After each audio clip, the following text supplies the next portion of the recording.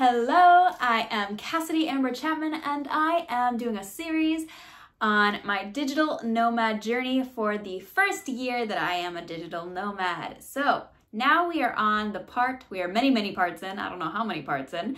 I will have to count later, but we are on the part of Peru.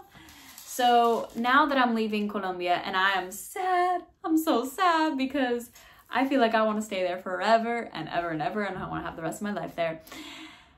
And I am going to Peru. So people honestly ask me, like, how do you choose the countries that you go to? Honestly, it happens naturally. First was the group trip that I was invited to. Then I had a speaking engagement that's why I chose Nigeria. Otherwise, I went to Nigeria because of that. Although the other speaking engagements are in countries that, I was already planning on going. Then Peru was because I have a really beautiful sister friend we met in Boston, but she is from Peru. Now, she had not gone to see her family for 2 years. And the exact time I was going to be in Latin America, she was taking a semester off to be able to see her brother that is having a baby. So it was just perfect timing that she was going to be in Latin America. I was going to be in Latin America. So we were like, why not be in Latin America together? And when I also just had the idea of, where am I going to spend Christmas? And so I asked her, like, can we spend Christmas together? She goes, come spend Christmas with my family. We're going to have so much fun. This is going to be amazing. And so I was like, bet. So I came to Peru because I wanted to have a very Latin Christmas and holidays, and to be able to spend time with my beautiful friend in Peru. So I get to Peru. I had never felt more loved coming off of a plane. I mean, this girl runs up to me and gives me the biggest hug because, again, we haven't seen each other in months and we're super close. And I had never felt so loved in my life. And I was just so excited because I was like, yay, now I'm with my friend.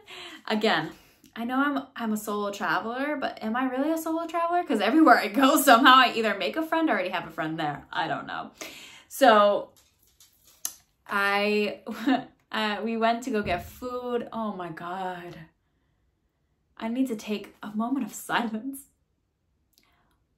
for the food in Peru. It is extraordinary. It's so good. So the food in Peru is definitely worth it. If there's a Peruvian restaurant near you, go. You need to try Peruvian food. So we're in Peru, and so the first 2 weeks, I think, I stayed with her family, doing like a host family kind of thing. And so I was immersed fully in Spanish, immersed fully in the culture, immersed fully having grandmas cooking. Like, it was amazing. I was having the best time, immersed fully in the culture, immersed fully in a family. And I felt, again, so loved and nourished. And there's something about a lot of countries in Latin America that are just so opening, so welcoming. It's just a part of the Latin culture that's just welcoming. And so I just felt, so loved. And then we did some really cool things together. So one, of course, having family dinners. I was a part of family dinners and family lunches, and I loved it. And also remember, I'm also working at the same time. So I'm also working online at the same time, having my clients and everything like that. And at the same time, or no, not the same time. One of the cool things that we did was we went to Huaraz. It's a city, or not really a city, I don't know, a town in the mountains in Peru that's really impoverished. And we went on a mission trip with a bunch of people to bring Christmas presents to those kids and different schools.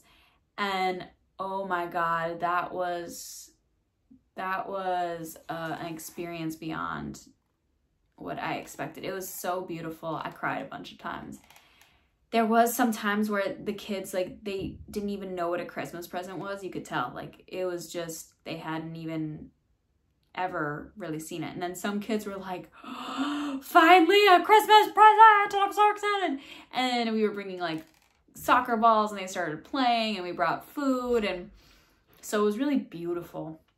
Honestly, that was a beautiful experience. And Guaras itself is heavenly. The air was so clean. It was, oh, it was so amazing. And it was really funny because they were like, bring super warm clothes. It's gonna be super cold. And I was like, oh no, I left Boston for a reason. I am not going back to winter. And actually every place up to that point, every place I had been to had the most perfect weather. I'm talking, and for all those people who are out of the US, I'm still figuring out Celsius. I think like 17 to, I don't know, 30. It's my guess. But 70s to 90s.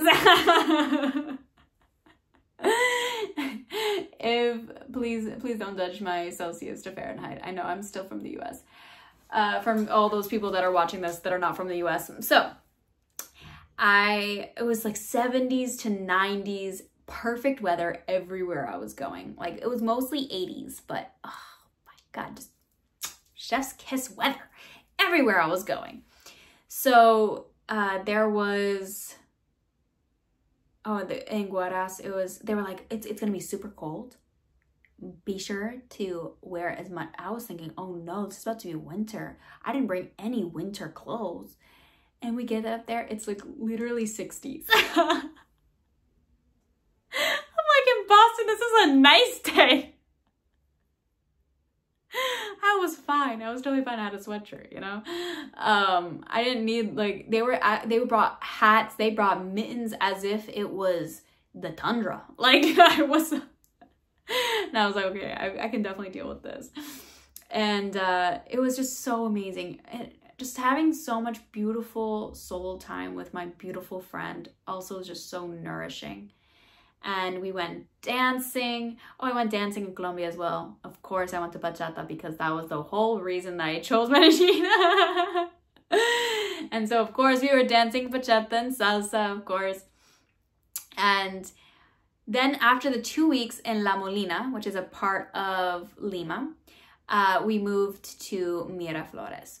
And so I got my own little apartment. Oh my God, that Airbnb was chef's kiss, yet again.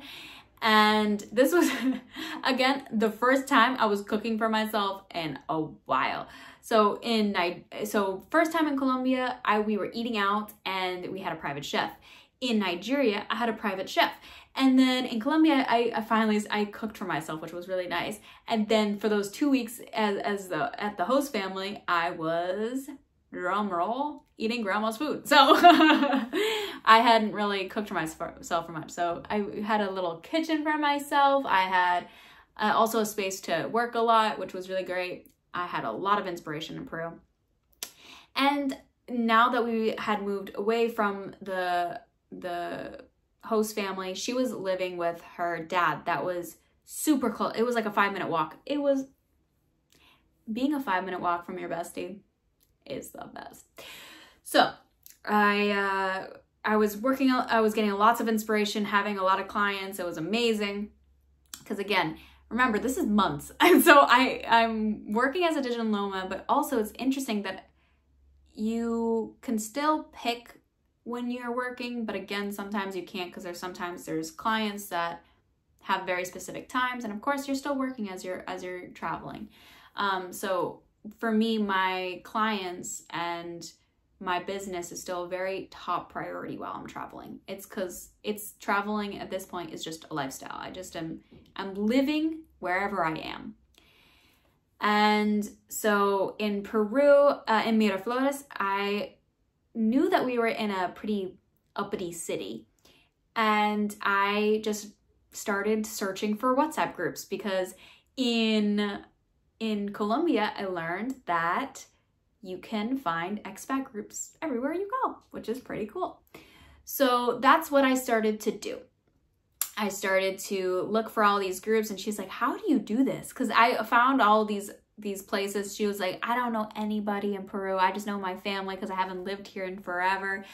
And so I was like, I got you. I'm the one finding us friends and things to do in Peru. It's pretty funny. And so I ended up finding a bunch of WhatsApp groups, and I noticed that there was no events really. And so I decided I'm going to create an event. So I created a weekly event in Peru, and it was amazing. It was authentic networking, a connections night, and people loved it so much they were coming back every week. I couldn't believe that so many people had come. I didn't know anybody. I was in a new country. I barely speak the language, and I have groups like and a weekly event that people love. I was like, okay, we're figuring something out here. Now at this point, I'm loving bringing people together. Of course, my community program is, it brings the most incredible people together, and it's just my bread and butter. I freaking love building community and communities that really help you transform. So it was an incredible community, and we were meeting so many cool people through it. And so because of that event, I started getting invited to outings. Like we went to this foam party. I went to like a dinner with a bunch of people. Like there was just so many events that are not events or just outings with people that are expats and nomads and locals. What I really like about Latin America is expats, digital nomads, and locals mix very well, and it is integrated. Because I want to be able to talk to, nomads and expats, but also locals. And so I was making, in Colombia and in Peru, locals and expats and digital nomads mixture, which was really awesome. And there was also this event called Mondolingo, which is this event that happens across Latin America or even across the world. Just, I don't know if it's in the US actually. I'm intrigued, because if there is one in Boston, when I go back to Boston, I want to go. But there's this event that you exchange languages, and it's from people from all around the world, and it's just super cool event. So I was going to that. We were dancing.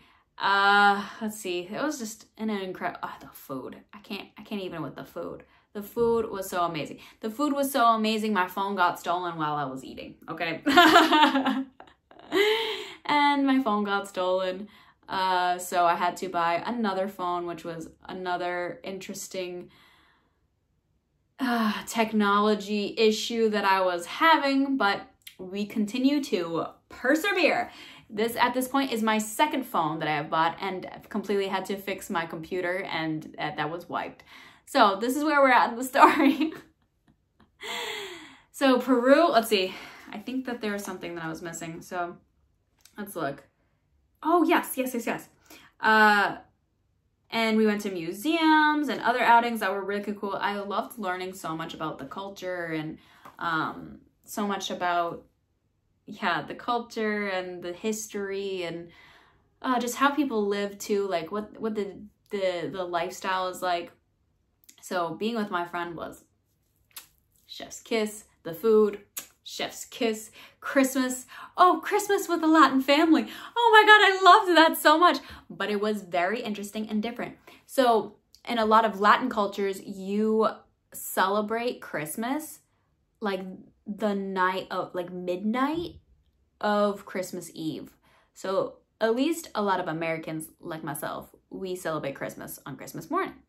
But they open presents at midnight on Christmas Eve and have dinner at midnight. At one point at like 5 p.m., I was like, 6 p.m., 7 p.m., 8 p.m., 9 p.m., 10 p.m.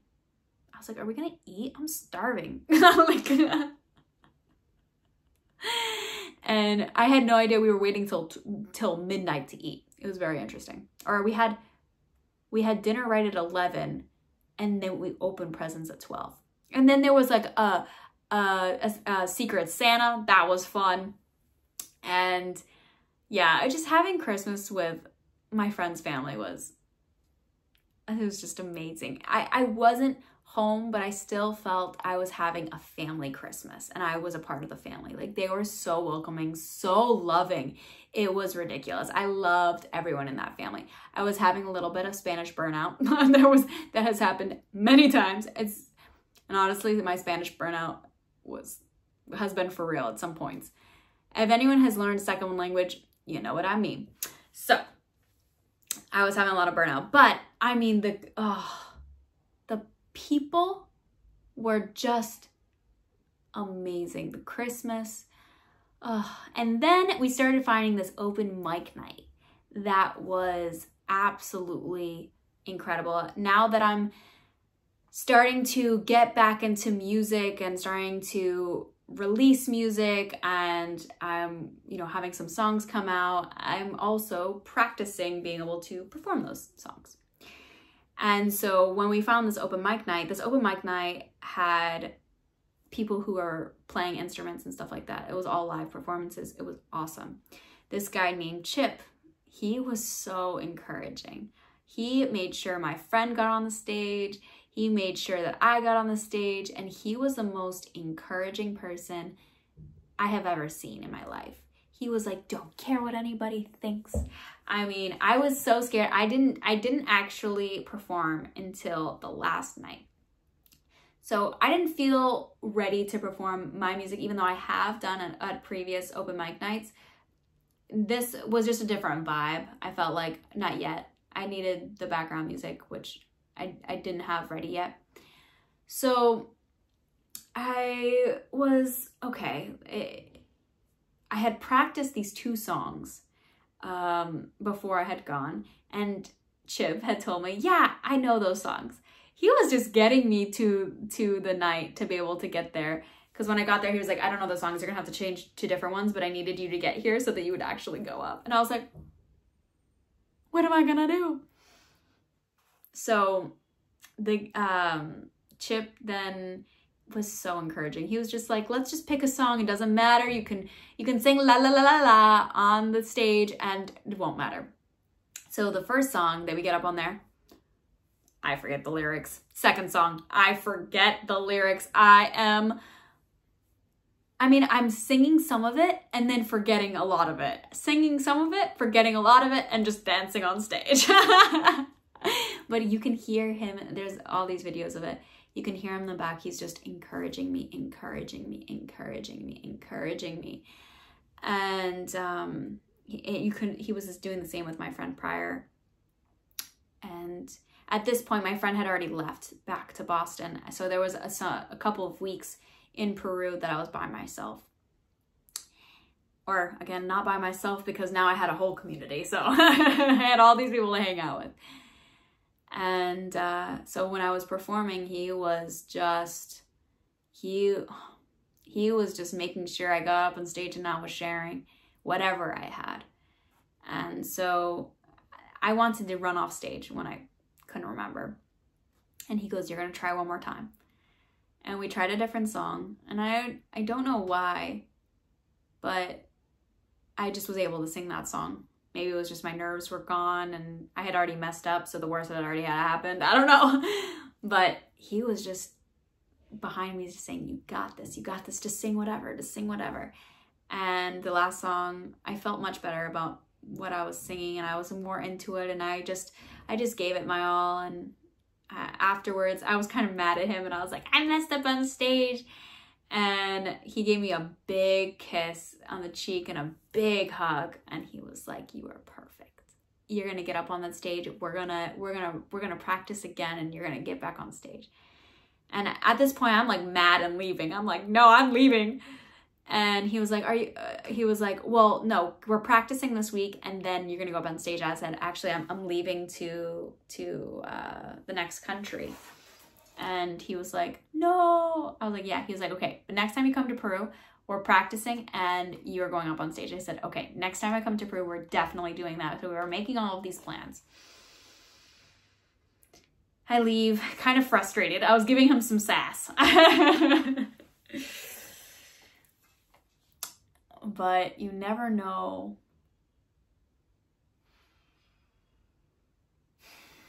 you never know when it's going to be the last time you see somebody. A couple weeks later after I think it was like a week later, week and a half later, I got the text message that he died. Now, he was like in his 40s. I didn't expect him to die at all. I really expected to see him again. And I really expected to go back to Peru just so we could practice and perform. And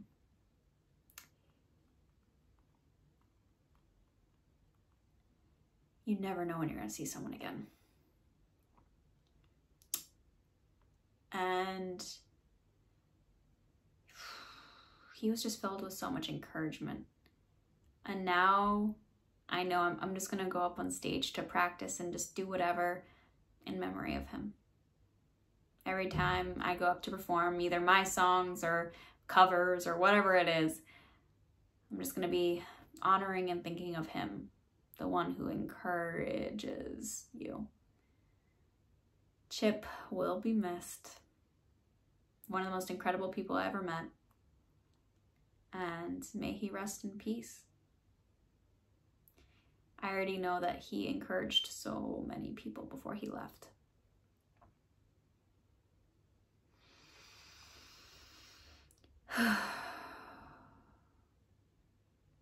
So Peru was a beautiful space to be with people, to meet incredible people, to lose incredible people.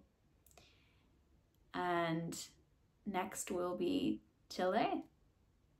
And I will see you in the next video. Remember to be brave, to be bold, and to be who you are meant to be.